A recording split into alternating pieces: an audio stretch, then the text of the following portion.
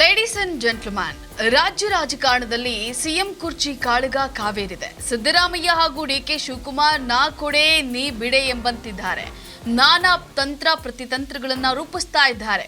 ಮೇಲ್ನೋಟಕ್ಕೆ ಸಿದ್ದರಾಮಯ್ಯ ಅವರು ಡಿಕೆ ಶಿವಕುಮಾರ್ ಅವರಿಗೆ ಸಿಎಂ ಕುರ್ಚಿ ಬಿಟ್ಟು ಕೊಡಲ್ಲ ಅನ್ನೋದು ಸ್ಪಷ್ಟವಾಗ್ತಾ ಇದ್ದಂತೆ ಡಿಕೆಗೆ ಬೆಂಬಲವಾಗಿ ಒಕ್ಕಲಿಗ ಸ್ವಾಮೀಜಿಗಳು ಅಖಾಡಕ್ಕಿಳಿದಿದ್ದಾರೆ.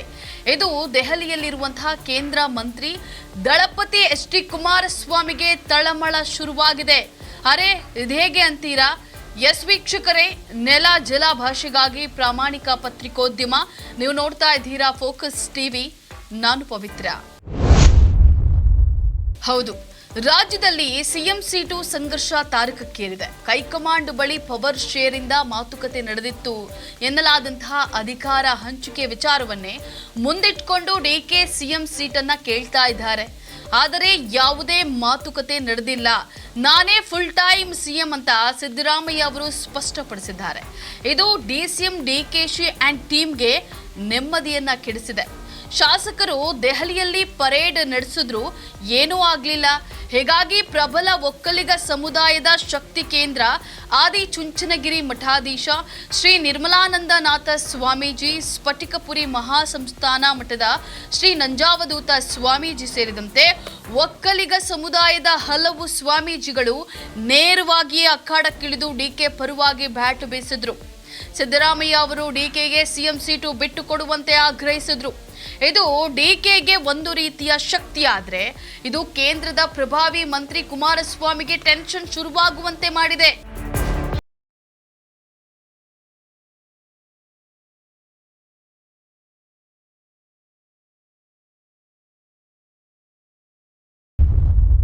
ಇಷ್ಟಕ್ಕೂ ಒಕ್ಕಲಿಗ ಮಠದ ಪ್ರಭಾವಿ ಸ್ವಾಮೀಜಿಗಳು ಡಿಕೆಗೆ ಬೆಂಬಲ ನೀಡಿದ್ರೆ ಕುಮಾರಸ್ವಾಮಿಗೆ ಏನ್ ಟೆನ್ಷನ್, ಯಾಕೆ ಅನ್ನೋದನ್ನ ನೋಡೋದಾದ್ರೆ, ಮೂಲಭೂತವಾಗಿ ಡಿಕೆ ಒಕ್ಕಲಿಗ ಸಮುದಾಯದ ಪ್ರಶ್ನಾತೀತ ನಾಯಕರು ಅಂತ ಹೇಳಿ ಗುರುತಿಸಿಕೊಳ್ಳಲಿದ್ದಾರೆ.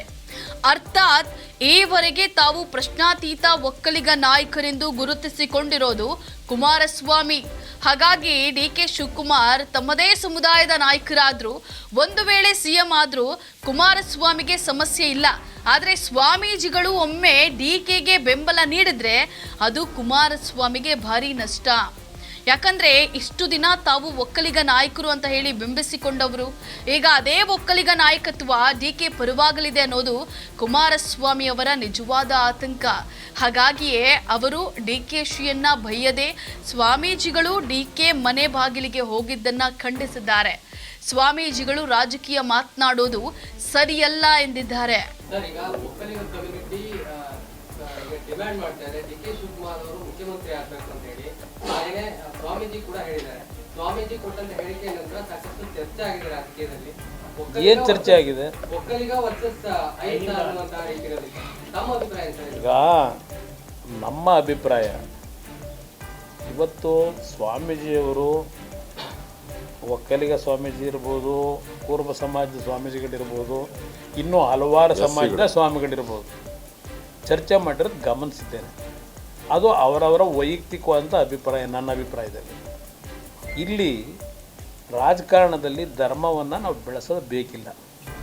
ಇವತ್ತು ಈ ರಾಜ್ಯದಲ್ಲಿ ನಡೀತಿರ್ತಕ್ಕಂಥದ್ದು, ಈ ಕಾಂಗ್ರೆಸ್ನ 140 ಸೀಟ್ ಕೊಟ್ಟು ಈ ನಾಡಿನ ಜನತೆ ರಾಜ್ಯದಲ್ಲಿ ಒಳ್ಳೆ ಕೆಲಸ ಮಾಡಿ ಅಂತ ಹೇಳಿದ್ರೆ, ಸಮಾಜಗಳ ಮಧ್ಯೆ ಬಿರುಕುಂಟು ಮಾಡಿ ಸಂಘರ್ಷಕ್ಕೆ ಮತ್ತು ವಿಶ್ವಾಸದ ಕೊರತೆಯನ್ನು ಜಾತಿಯಲ್ಲಿ ಮೂಡಿಸ್ತಕ್ಕಂಥದ್ದಕ್ಕೆ ಈ ಕಾಂಗ್ರೆಸ್ ನಾಯಕರ ನಡವಳಿಕೆ ಕಾರಣ. ಇಲ್ಲಿ ಇವತ್ತು ಯಾರು ಚಿತಾವಣೆ ಮಾಡಿದ್ರು, ಯಾರು ಅದಕ್ಕೆ ಬಲಿಯಾಗ್ತಾರೆ, ಅದೆಲ್ಲ ನಾನು ಚರ್ಚೆ ಮಾಡಲಿಕ್ಕೆ ಹೋಗೋದಿಲ್ಲ. ಆದರೆ ನಾನು ಎಲ್ಲ ಸಮಾಜದ ಪರಮಪೂಜ್ಯ ಸ್ವಾಮೀಜಿಗಳಿಗೆ ಮನವಿ ಮಾಡೋದು, ರಾಜಕಾರಣ ಮಾಡ್ತಕ್ಕಂಥವ್ರಿಗೆ ರಾಜಕೀಯ ಬಿಡಿ. ಧರ್ಮಾಧಿಕಾರಿಗಳು ಈ ವಿಷಯದಲ್ಲಿ ರಾಜಕಾರಣದಲ್ಲಿ ಏಕೆಂದರೆ ಧರ್ಮಾಧಿಕಾರಿಗಳಿಗೆ ಯಾವುದೇ ರೀತಿಯ ಜಾತಿಯ ವ್ಯಾಮೋಹ ಆಗಲಿ, ವ್ಯಕ್ತಿಗಳ ವ್ಯಾಮೋಹವಾಗಲಿ ಇರಬಾರ್ದು. ಏಕೆಂದರೆ ಅದು ಶಿವಕುಮಾರ್ ಅವರೇ ಹೇಳ್ತಾರೆ, ಯಾವ ನಮಗೆ ಭಾಳ ವಚನಗಳು, ಸರ್ವಜ್ಞ ವಚನ ಮತ್ತು ಭಗವದ್ಗೀತೆ ಎಲ್ಲ ಭಾಳ ಹೇಳ್ತಾರೆ. ಅದರಲ್ಲಿ ಏನು ಹೇಳ್ತಾರೆ? ಈ ವ್ಯಾಮೋಹ ಬಿಡಬೇಕು. ಇವತ್ತು ಜಾತಿಗಳ ಮಧ್ಯೆ ಕಂದಕ ಸೃಷ್ಟಿ ಆಗಬಾರ್ದು. ನಾವೆಲ್ಲ ಒಟ್ಟಾರೆ ಅಣ್ಣ ತಮ್ಮಂದ್ರ ಥರ ಇರಬೇಕು, 7 ಕೋಟಿ ಜನ್ಮ. ಇಲ್ಲಿ ಒಬ್ಬ ರಾಜ್ಯದ ಮುಖ್ಯಮಂತ್ರಿ ಆಗೋದು ಜಾತಿಯನ್ನು ಪ್ರತಿನಿಧಿಸಲಿಕ್ಕೆ ಮುಖ್ಯಮಂತ್ರಿ ಆಗಲ್ಲ. ನಾಡಿನ ಜನತೆಯನ್ನು ಸಂಪೂರ್ಣವಾಗಿ ಪ್ರತಿನಿಧಿಸ್ತಕ್ಕಂಥದ್ದಕ್ಕೆ ಮುಖ್ಯಮಂತ್ರಿ ಆಗೋದು. ಏನು ಒಂದು ಜಾತಿ ಮುಖ್ಯಮಂತ್ರಿ ಆದ ತಕ್ಷಣ ಆ ಜಾತಿಯೆಲ್ಲ ಸಂಪೂರ್ಣವಾಗಿ ಏನು ಸುವರ್ಣದ ದಿನಗಳನ್ನ ಕಾಣ್ತಕ್ಕ ಸಾಧ್ಯವಾ? ಬನ್ನಿ ಹಳ್ಳಿಗಳ ಕಡೆ ಏನಿದೆ ನೋಡಿ, ಪರಿಸ್ಥಿತಿ ಏನಿದೆ ಇವತ್ತು ಪಬ್ಲಿಕ್ನಲ್ಲಿ. ಇವ್ರ ಗ್ಯಾರಂಟಿ ಮೇಲೆ ಏನೆಲ್ಲ ಸಂಪದ್ಭರಿತವಾಗಿ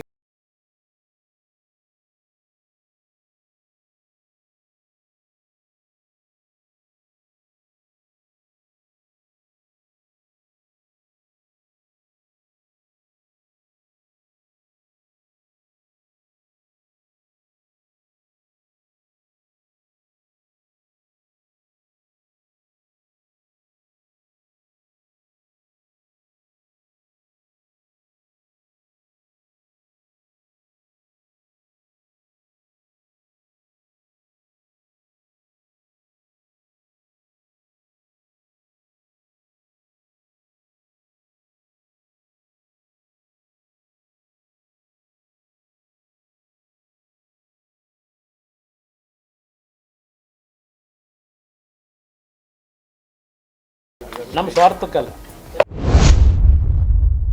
ಇನ್ನು ಜೆಡಿಎಸ್ ಯುವ ನಾಯಕ ನಿಖಿಲ್ ಕುಮಾರಸ್ವಾಮಿ ಕೂಡ ಡಿಕೆಶಿ ಪರವಾಗಿ ಸ್ವಾಮೀಜಿಗಳು ಬ್ಯಾಟ್ ಮಾಡಿರೋದನ್ನ ಖಂಡಿಸಿದ್ದಾರೆ. ಸರ್, ಇದು ರಾಜ್ಯದ ಜನತೆಗೆ it is none of nobody's concern.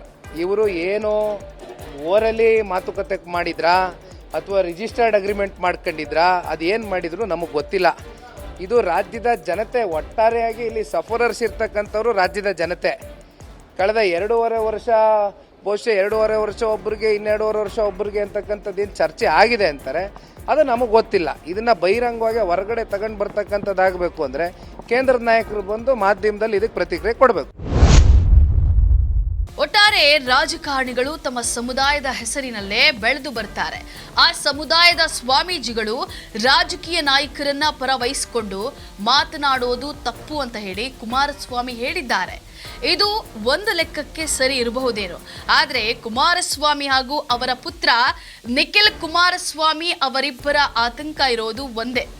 ಅದೇನಂದ್ರೆ ಡಿಕೆ ಕರ್ನಾಟಕದ ಪ್ರಶ್ನಾತೀತ ಒಕ್ಕಲಿಗ ನಾಯಕನಾಗಿ ಬಿಂಬಿಸಿಕೊಳ್ಳೋದು ಆಗಬಾರದು. ಎಂದಿಗೂ ಮಾಜಿ ಪ್ರಧಾನಿ ದೇವೇಗೌಡರ ಕುಟುಂಬಸ್ಥರು ಮಾತ್ರ ಒಕ್ಕಲಿಗ ನಾಯಕರಾಗಿ ಇರಬೇಕು ಅನ್ನೋದು. ಇದು ಎಂದಾದ್ರೂ ಸಾಧ್ಯವಾ ಅನ್ನೋದೇ ಸದ್ಯದ ಪ್ರಶ್ನೆಯಾಗಿದೆ. ಇದಾಗಿತ್ತು ಫೋಕಸ್ನ ಸ್ಪೆಷಲ್ ರಿಪೋರ್ಟ್. ನೆಲ ಜಲ ಭಾಷೆಗಾಗಿ ನೋಡ್ತಾ ಇರಿ ಫೋಕಸ್ ಟಿವಿ.